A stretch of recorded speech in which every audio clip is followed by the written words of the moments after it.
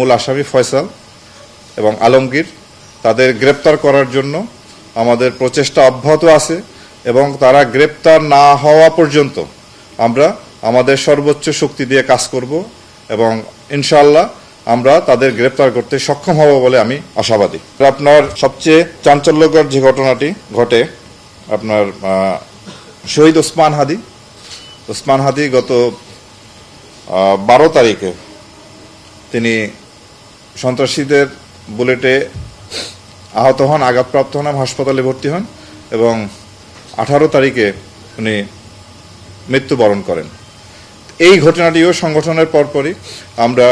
আমাদের সর্বোচ্চভাবে আমাদের যত প্রকার শক্তি আছে সব নিয়োগ করে আমরা দিন রাত 24 ঘন্টা এটা নিয়ে কাজ করি এবং সেই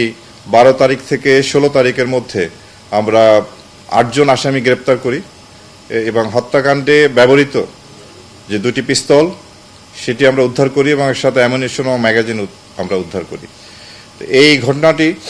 এখনও আমরা এই ঘটনার যে মূল আসামি ফয়সাল এবং আলমগীর